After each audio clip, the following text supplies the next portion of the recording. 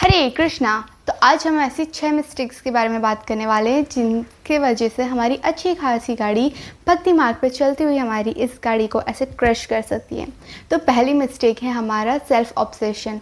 मतलब कई बार ऐसा होता है, हमने कई लोगों को देखा होगा, वो वैष्णव के संग में रहते हैं, उनके पास जाके बैठते उठते, पर वो कभी भी उनकी बात नहीं सुनते, बस अपनी महिमा का गान करते रहते हैं। हमने ये किया, हमने वो किया, मेरे से भगवान इतने प्रसन्न हैं, ये वो फलाना ढिमका सब कुछ बात करते, पर वो वैष्णव की, परम वैष्णव की बात तो सुनते ही नहीं है। तो क्या फ़ायदा वो हमारा वैष्णव संग करने का, परम वैष्णव संग करने का, जब हमें उनसे कुछ सीखने ही नहीं मिला।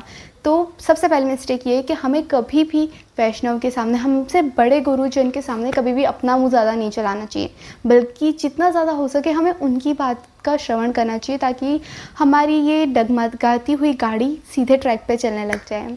सेकेंड मिस्टेक है हमारी जजमेंटल एटीट्यूड।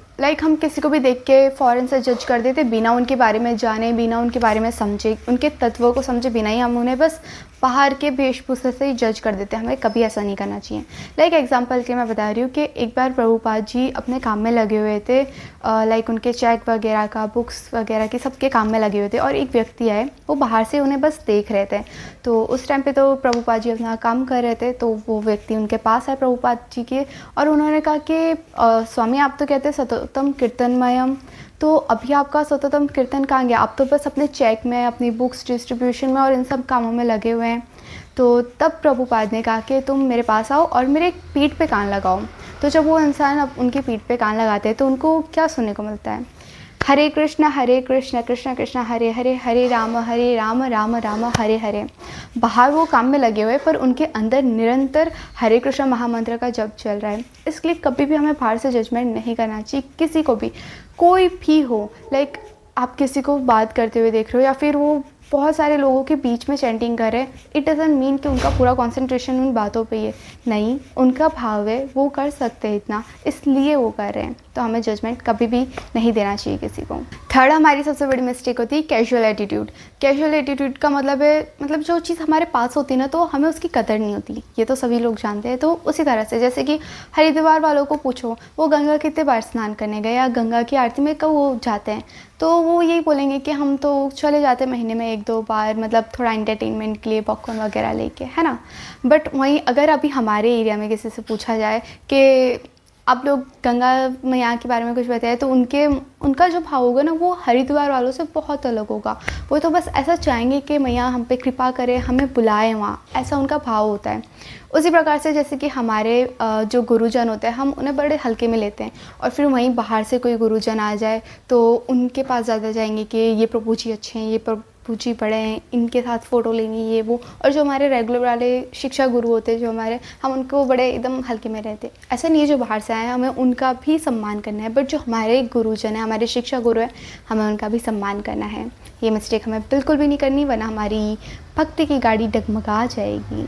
ओके, तो फोर्थ मिस्टेक है हमारी इग्नोरेंस। कई बार ऐसा होता है ना, हम हमारे ईगो के आगे हमारे गुरुजन को इग्नोर कर देते हैं, या फिर कोई भी हमारा हो सकता है मोटिव, हम उन्हें इग्नोर कर देते हैं, उनकी बात को अनसुना कर देते हैं।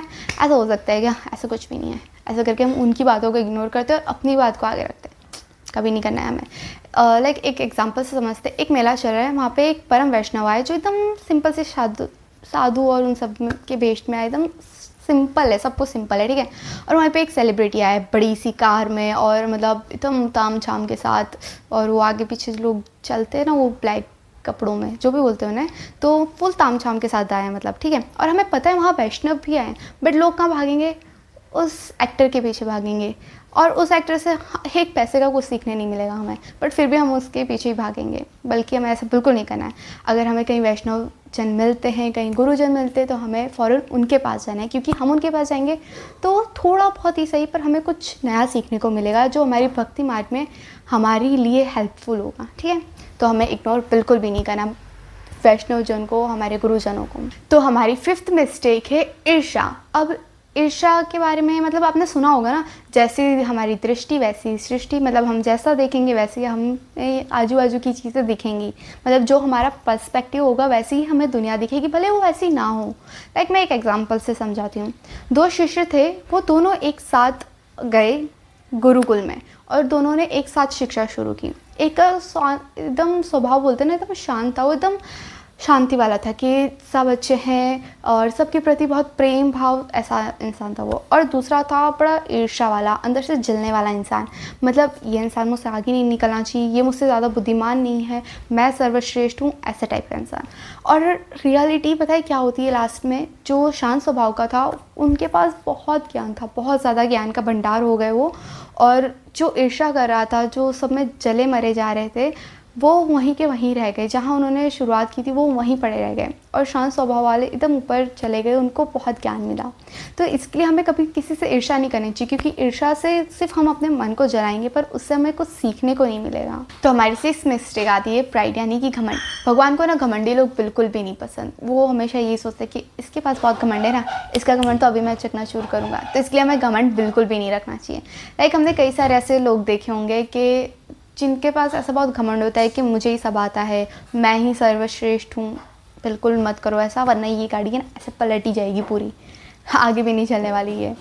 तो ऐसा बोलते हैं कि ये तो मुझसे छोटा है, ये तो पोजीशन में भी मुझसे छोटा है, एज में भी छोटा है, ये मुझे क्या ही सिखाएगा, इसके पास ऐसा क्या ज्ञान होगा जो मेरे पास नहीं होगा। तो ऐसा नहीं करना चाहिए, हमें उन्हें भी सुनना चाहिए। क्या पता उनकी बातों से हमें कुछ ऐसा सीखने को मिल जाए जो शायद हमें ना पता हो। आई होप आपको इससे कुछ सीखने को मिला हो। और हरे कृष्णा, राधे राधे।